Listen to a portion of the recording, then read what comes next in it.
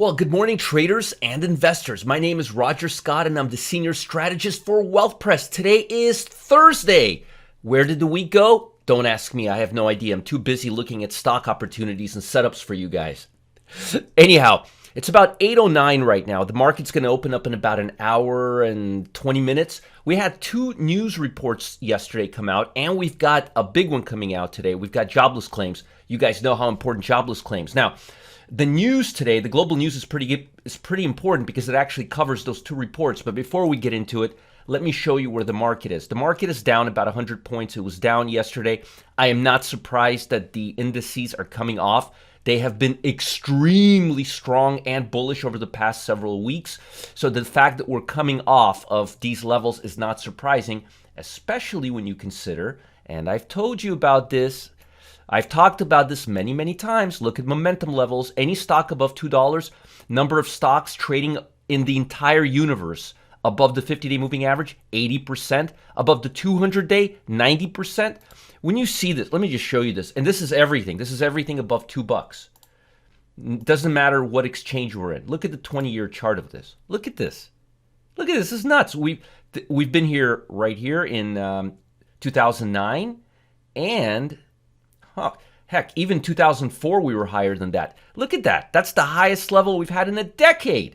So I'm not surprised that the market is overbought right now, and it's due to cool off a little bit. What's interesting is the market is really overbought right now, but if you look at the bond market, it's really weak. Let me show you this here. Look at this trend. Whoop. That's the long bond. The short bond interest rates, short notes interest rates are not going higher, but in the long bond interest rates are going higher, as you could see here, because this reflects 20-plus year treasury notes. That's a sign of inflationary pressure. Now, let me talk to you about the reports that came out yesterday. Retail sales killed it, destroyed it, annihilated it. 5.3% where only 1.1 was expected. Really good. That's just amazing. That's telling us the economy is picking up steam. That means we may get to a 2% growth GDP faster than expected. Man, that would be good. I'm getting too excited for my own good. I got to watch my blood pressure here. Then PPI, look at this. We were expecting 0.4. We got 1.3. 1.3. This is interesting. Now, it's telling us that there could be inflation coming, as I just said, by showing you the long bond. But this is great. Now, let's talk about that in the contents of the news today. Now, shares were lower in Asia on Thursday after mixed session on Wall Street as losses by tech and industrial companies offset gains. Very, very important. Yield on the Treasury note held near its highest level in a year. Remember, yield is opposite of bond prices. So if bonds are going down, hitting one-year lows, interest rates are hitting one-year highs. Bond rates have risen on expectations that the pandemic recovery will push inflation higher, undoubtedly. And that has capped buying enthusiasm as investors have sold to lock in recent gains. Very, very true. This is the report I was talking about. U.S. Labor Department reported Wednesday that U.S. wholesale prices, that's this report right here, PPI, surged to a record 1.3% in January, led by big gains in healthcare, energy prices. Bigger than expected increase was the largest one-month gain on record going back to 2009. Do you see why I'm so excited about this? We were expecting 0.5% up. We got 1.3. And retail sales, well, we're going to get to that right now. Underscoring the signs of recovery, the Commerce Department said U.S. retail sales soared at a seasonally adjusted 5.3% in January, the biggest increase since June and much larger than the forecast. Look at this. The forecast was 1.1%. We hit it out of the ballpark. We are like twice better, more than 2 times higher than the expectations. On the positive side, this is something to get excited about, folks. So the markets, the Fed data is looking pretty good. Who took the biggest hit? Smaller stocks. Russell 2000. Who has been leading the market? Russell 2000. Energy prices rose again, adding to a sharp increase the day before due to the frigid weather that impacted much of the U.S. Texas right now is hurting. The strong retail sales appear to reinforce the perception that inflation is picking up even before the Biden administration has delivered the $1.9 trillion. Folks, if Biden delivers on this, Retail sales numbers are going to go crazy, but so will inflation and other spending aimed to get the economy back on footing. Inflation, inflation, inflation. And this is where I was about to say. That could lead to the Federal Reserve rethinking its current policy of keeping rates low. That's right, because if we're going to have inflation, then interest rates might be going up too. Now, the minutes from the Fed's January policy meeting reflect Fed's official widespread support for keeping rates low in order to boost the economy and help millions of people regain jobs. Well, I don't think the long-term bond got that memo because interest rates, look at that, bond prices 1 year low, interest rates 1 year high. So that's not, I mean, we're going to have some inflation. There's just no question about that. You're going to see higher commodity prices. You're going to see higher energy prices. You will see higher prices because it seems like economy can keep up with it. I mean, look at the PPI. Look at this. Producers Price Index is up 1.3%. Federal chairman has cautioned that inflation could accelerate for a time. Really, you think, in coming months as the country opens up? But he and many private economists believe this will be only a temporary rise and not a sign that inflation is getting out of control. No, I don't think inflation is going to get out of control. Last month's jump in retail sales was largely driven by the $600 stimulus check. Imagine the $1.9 trillion giving the $1,400 check. That will likely run things up pretty hot. The data shows the recession hit Americans are eager to spend cash on necessities and aren't saving the funds, which is the goal of the stimulus check. I think a lot of this money is going back into the stock market. Remember Robinhood and what happened last time that Trump gave the stimulus? Oh yeah, it's like that.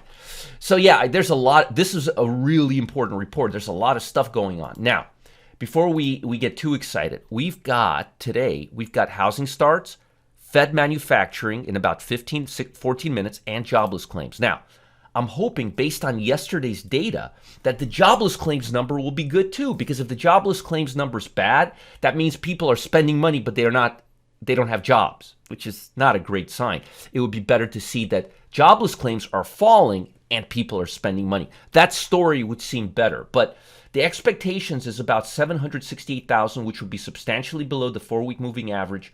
I hope we break 800. I would be so happy to see this number below or near the 725. This is 725,000. And this is as 213. This is last Friday. This tells us how many people applied for unemployment. Very important report. Hoping. Fingers, toes crossed, the numbers below 800,000.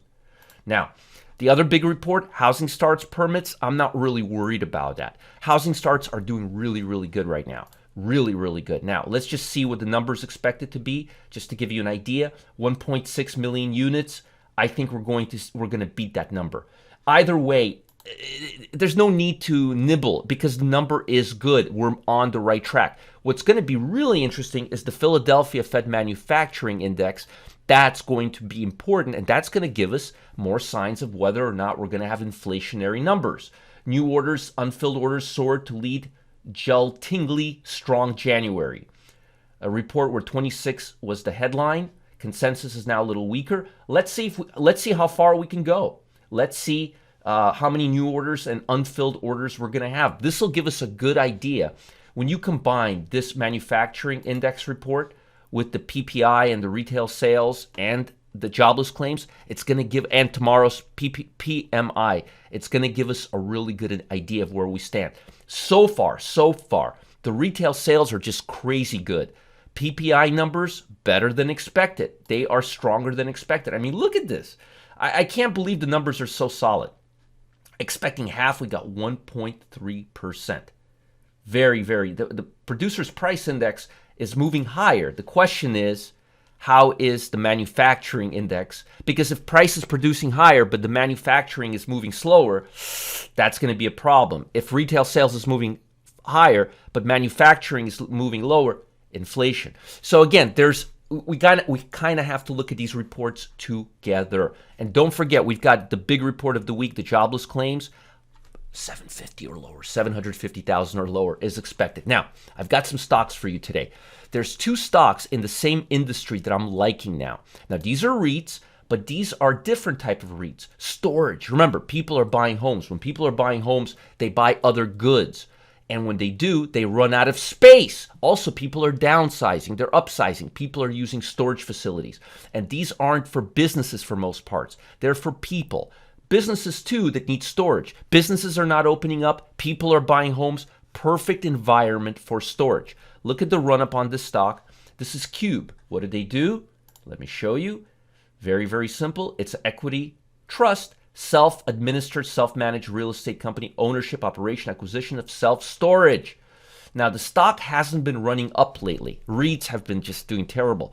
But finally, it looks like we're above that February high. Remember, I'm not looking at stocks that are below the February high. And we looks like we took out the high that we had previous to that, which was about a year and a half ago. As you see here, this is September 2019. This is February 2020. We are out of this move now. So I like the stock. I like the fact that it's moving up. We've had a swing high, 3 down days, and now we're looking to go up again. I would be buying near the 36 level, and I would put a tight stop right around the 34.90 level. Very low risk trade. 36.20 entry on a buy stop, sell stop at 34.90 maybe. So CubeSmart, it's not the only one. Public storage. You guys know what public storage do. Public storage, equity trust, public storage founded with a single Southern California storage. Now it operates thousands of unique, diverse companies. Storage. 1 year return, no good. But again, look at this chart. Wanted to show you this. It looks like it's finally breaking above that February. Here it is, that February high. Not all-time highs, but definitely above that February level. So it looks like it could be set to break out. I like this level right here. I would put a buy stop right at the 235-ish level. And if it breaks the 50-day moving average right at the 226 level, I'm out. Now, those are the 2 REITs that I like. But there's one other stock that I'm really liking right now. It's called Codexis, CDXS. What do they do? Let me show you. They do biotech, and it's a Russell 2000 stock. Now, this is a growth stock. This is not a REIT. This is a little less defensive and a little more speculative. They do technology development for proteins, for biocatalysts, for commercial manufacturing of pharmaceuticals, chemicals, biomed. The company 83% last year. It's a Russell 2000 stock, which means it's a growth stock or in a growing industry. If you look at a 1 year return, look at this thing. Every time it pulls back, it comes back up. I love it right now. Swing high. This is a 90-day high, and this is a 10-day low. It broke the 10-day low, flushed out the weak hands, and now it looks like it's coming back up. I like this stock right at the 26.12 level. I would put a liquidation right at the 24 level, and I think it's going to go all the way till about $30, $31 and take the swing high off over the next week to week and a half, over the next several weeks, maybe 3 to 4 weeks, maybe a little longer, but I think it's going to hit a swing high once again. So I like CDXS as a speculative play, and I like Cube and PSA as the 2 REITs that are finally starting to make a move. Now, before you guys go, I've got something important for you. Legendary trader Jeff Zananeri, he just told us about a breakthrough trading strategy so powerful, he's already used it to signal 20, 30, even 50% winners overnight every day of the week. That's the best part. Now, how does that sound to you? By simply buying certain stocks right at the market's close and then selling them again the next day at the open in the morning. No day trading. You buy the close, you sell the next day. I love it. How does he do it? Well, by simply buying certain stocks right at the market's close and then selling them again the next day. We almost didn't believe Jeff when he told us that about this overnight strategy. It just sounded so good. But then he started digging into the 3 p.m. Eastern stock market phenomena that Jeff calls a burn notice. That's right, burn notice. Spot a burn notice at the end of the trading day, and you could end up grabbing double-digit returns the very next morning. And I love it because there's very little management. You check out the market an hour before the close, and then you check it again the next morning. You've got to check this out. Click on the link below to learn how Jeff does it. Burn notice. 20%, 30%, 50% winners overnight without day trading margin. Follow the link below. Check it out. Most importantly, Make sure to like this video and subscribe to this channel if you're watching on YouTube. Stay ahead of the market. Stay ahead of the market by being the first to be notified when we post new videos.